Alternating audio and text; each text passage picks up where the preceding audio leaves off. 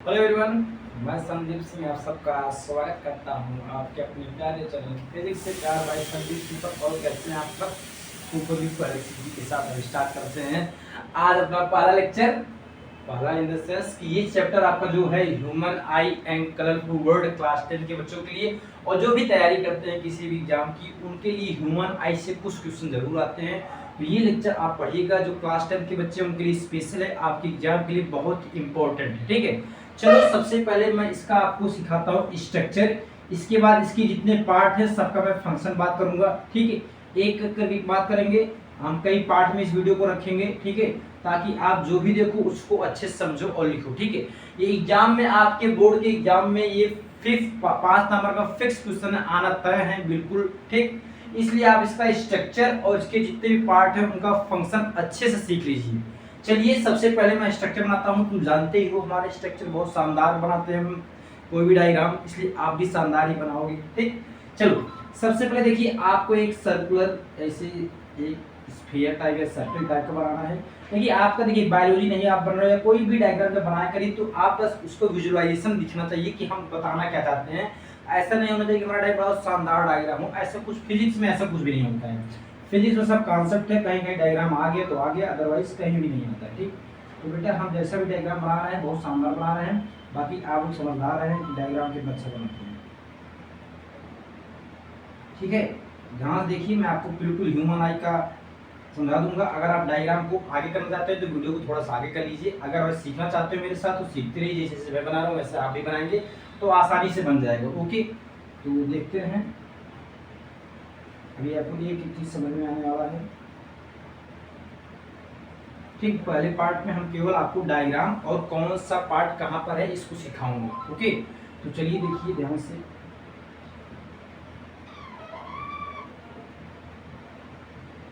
अगर हमारे साथ डायग्राम सीखना चाहते हैं तो देखते रहिए बेटा, मैं कैसे पेन चला रहा हूँ, आपको कैसे पेन चलाना है, सब चीज़ें ध्यान से सीखते रहेंगे तभी आप बना पाएंगे एग्जाम में। बाकी अगर आप हमसे भी बड़े कलाकार हैं, मीन डायग्राम बनाते हैं तो आप खुद से बना लीजिए भाई, उसमें हम क्या ही कर सकते हैं। ठीक है, चलिए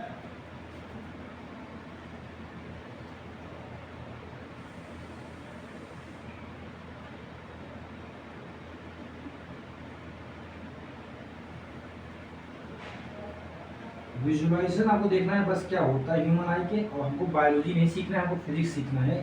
इसलिए बहुत ज़्यादा अपना दिमाग मत लगाइएगा डायग्राम बनाने में, समझने में दिमाग लगाइएगा। जहाँ आपको समझना है वहाँ आपका दिमाग चलना चाहिए। डायग्राम में बहुत ज़्यादा दिमाग लगाओगे सब गलत करके आओगे, बाकी आप तो समझदार हैं।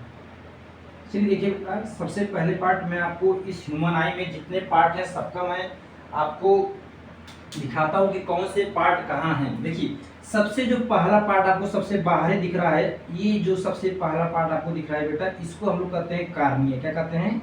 This is part called cornea. ये आपका पहला पार्ट में बता दिए क्या, this is called cornea. Cornea क्या होता है मैं इसको दिखाऊंगा भी नेक्स्ट लेक्चर में। अभी मैं आपको ऐसे बोल दे रहा हूँ, cornea is the outermost part of human आई। ये सबसे आउटर मोस्ट पार्ट है। जैसे अगर आप लिखना चाहते हो लिख भी लीजिएगा, it is the outermost part of human आई। इसका काम क्या है, जैसे आप मोबाइल को कवर करने के लिए किसका यूज करते हैं, एक कवर लगाते हैं, उसी प्रकार हमारी आंखों को बाहर के जो बैक्टीरिया हैं, जो वायरस है, जो आपके डस्ट है, उससे बचाने के लिए एक कार्निया आपका काम करता है। Means that we can say, अगर आप लिखना चाहते हो लिख लीजिए, it is outer most protective layer of our eye which protect X from foreign material. Foreign में जो बाहर के मटेरियल्स हैं like dust particle, bacteria, etc. ठीक है, तो ये आपका सबसे आउटर पार्ट कॉर्निया हो गया। और एक चीज और याद रखिएगा इसमें कि जब लाइट हमारी आंखों में इंटर करती है 70 से 80% लाइट जो होती है ये कार्निया से रिफ्रैक्ट हो जाती है, क्योंकि ये सबसे आउटर मोस्ट पार्ट है। तो जब लाइट हमारी आंखों में आएगी तो 70 से 80% part of light is refracted through the cornea. तो आपको कॉर्निया लिखना लिख लीजिएगा, it is the outermost part या protective layer, outermost part of human eye. ठीक, which protect us from foreign material like bacteria, dust particle, etc. And it refracts 70 to 80% of the light which entering in our eye. Okay, समझ में आया? ठीक है, चलिए ये वाला part देखिए बेटा, ये वाला पार्ट जो आपको दिख रहा है दोनों साइड से, इसको बेटा बड़ा इंपॉर्टेंट पार्ट है बेटा, इसको हम लोग कहते हैं, दोनों को बेटा हम लोग कहते हैं, क्या कहते हैं, आइरिस कहते हैं। क्या कहते हैं, आइरिस। इसका नाम क्या है, आइरिस। अब बेटा आपको सबसे अच्छी चीज बता दूं, जो अलग अलग आंखें होती हैं कि इनकी आंखें इतनी अच्छी हैं, इनकी आंखें इतनी अच्छी हैं, जो आप लोग कहते हो ना, तो आंखों को कलर देने का काम कौन करता है, आइरिस करता है। Iris gives different colour to our eye. कहते हैं ग्रीन आंखें हैं, ग्रीन आंखें, अरे ग्रीन मतलब नीली आंखें, पीली आंखें, जो भी कलर होती है आंखों की, मतलब हम सिंपल से कह सकते हैं कि आंखों को कलर देने का किसका है, आइरिस का है। किसका है भाई, आइरिस का है। ठीक। और सबसे इंपॉर्टेंट चीज, आइरिस बेटा आप देख रहोगे, इस आइरिस के बीच में जो खाली स्थान है बेटा, इसको हम लोग कहते हैं पुपिल। क्या कहते हैं इसको हम लोग कहते हैं पुपिल। बहुत ध्यान समझिएगा, ये आइरिस और आइरिस के बीच में क्या है, पुपिल। जो इम्पटी स्पेस है उसको हम लोग क्या कर रहे हैं, पुपिल कर रहे हैं। और ध्यान समझिएगा, आइरिस के एक वर्क और है बेटा, आइरिस क्या करता है, इस पुपिल की साइज को क्या करता है, कंट्रोल करता है, रेगुलेट करता है।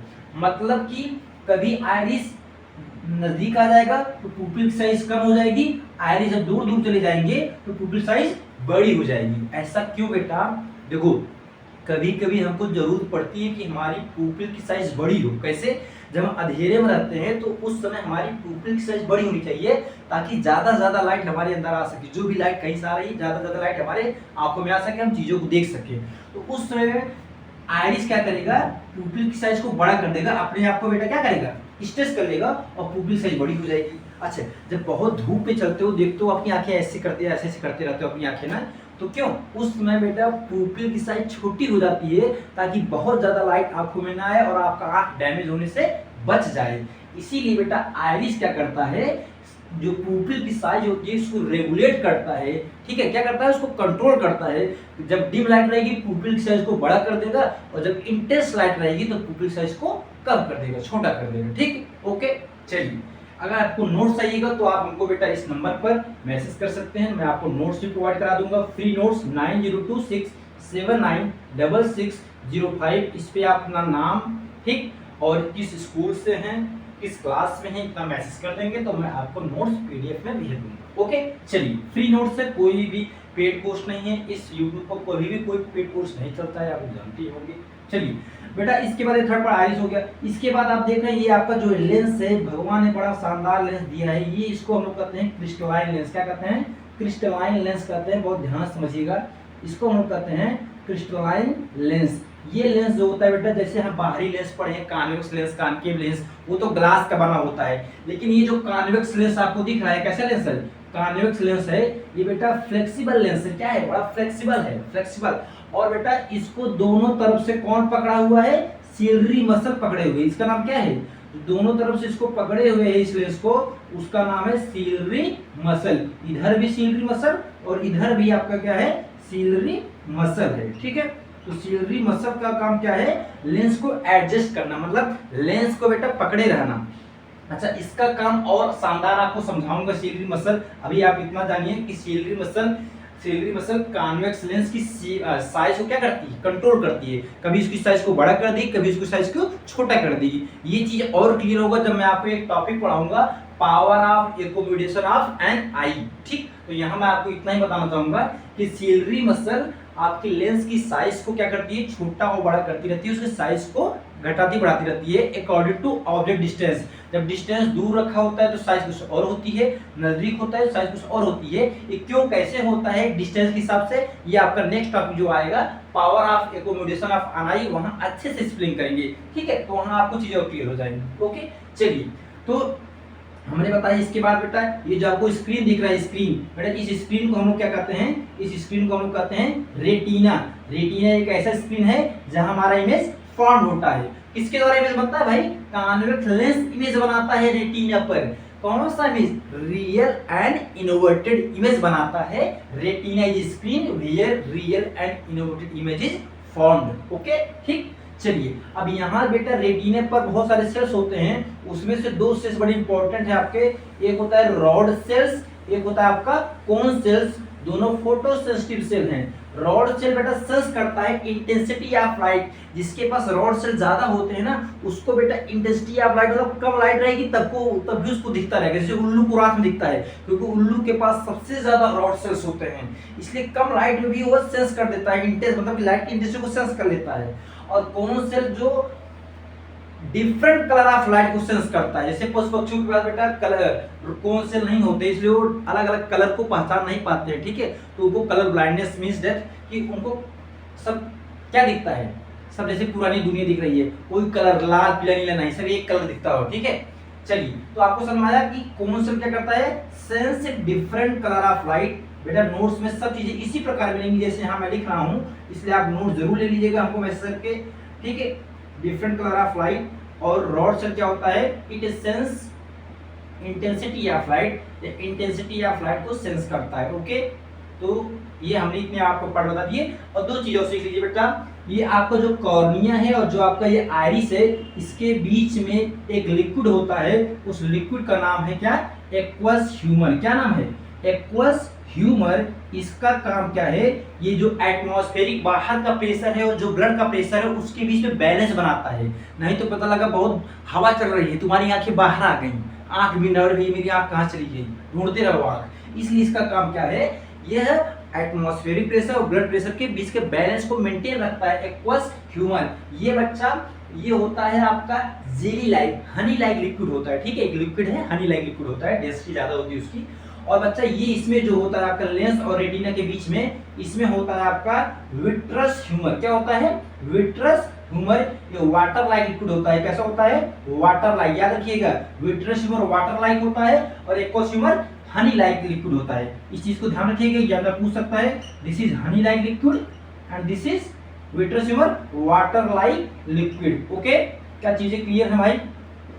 तो इसका काम क्या है सर, विट्रस ह्यूमर काम क्या है कि आई बॉल जो आपको दिख रहा है इसको स्फेरिकल शेप देना ताकि ये स्फीयर बना रहे, स्फेरिकल शेप रहे, ठीक है। तो मैंने जितने आपके पार्ट थे मैंने सब आपको बता दिए हैं कि याद रखिएगा। यहाँ बेटा ऑप्टिक नर्व जहां से निकलती है बेटा, रेटिना को छोड़ के या आई को छोड़ के ऑप्टिक नर्व जहां से निकलती है उसको हम लोग कहते हैं ब्लाइंड स्पॉट कहते हैं। क्या कहते हैं, ब्लाइंड स्पॉट कहते हैं। जहां से ऑप्टिक नर्व आंख को लीव करती है, रेटिना को लीव करती है, उसी को हम लोग क्या कहते हैं, ब्लाइंड स्पॉट कहते हैं, ठीक है। और बाकी बहुत सारे क्वेश्चन आपके दिमाग आ रहे होंगे, तो फिजिक्स में केवल इतना ही है, बाकी जो भी क्वेश्चन दिमाग में आ रहे हैं सब बायो के पार्ट हैं। और एक बता दो, जो आपके आंखों में ये सफेद सफेद दिखता नहीं उसको हम लोग कहते हैं स्क्लेरा। क्या कहते हैं, स्क्लेरा कहते हैं, जानते रहिएगा, एग्जाम पूछ सकता है आपके, ठीक। This is the construction of the human eye and I have mentioned the work of every part of human eye. बाकी if you want to note please message me on this number 9026796605। Okay, thank you.